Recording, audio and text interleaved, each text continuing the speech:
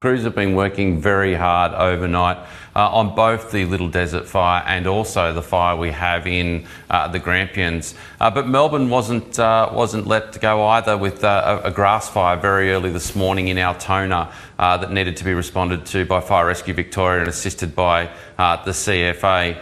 But today attention will turn yet again back to the western part of the state. The Little Desert fire, crews will continue to black out and overhaul that fire ground as residents continue to return into the township of Dimboola to check their properties and the like. And as you said, unfortunately we've seen loss of property there and the nature lodge as well, which will be devastating for the local community.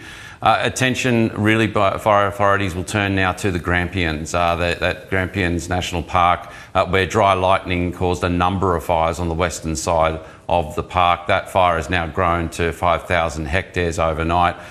It will continue to burn for some time and will be a challenge for firefighters in the days and weeks to come, particularly as we see warmer weather returning to the state. Oh, it's so sad, isn't it, Jason? That beautiful area has been so affected over the last month or so. And why is it difficult for firefighters? Is it just an accessibility area because the bush is so dense, Jason? The Grampians is a beautiful place, a place of extreme cultural heritage, and many Victorians like to holiday and experience the bushland there. But anyone that has been to the Grampians will know it is very rough terrain. It's difficult to get into. Great for if you're a rock climber or a bushwalker, but if you're trying to get a large fire truck in to put fires out, that does get a bit difficult.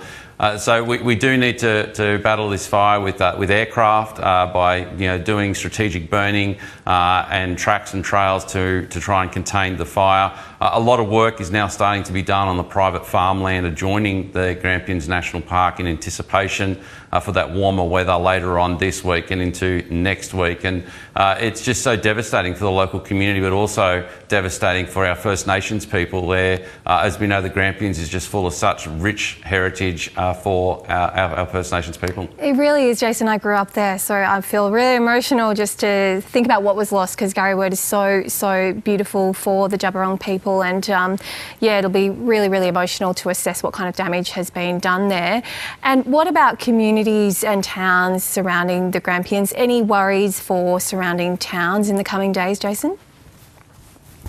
We're starting to do preparation works, and now thankfully a lot of these preparations works were done with the Yarram Gap fire that we saw earlier on in the month that took 21 days to contain.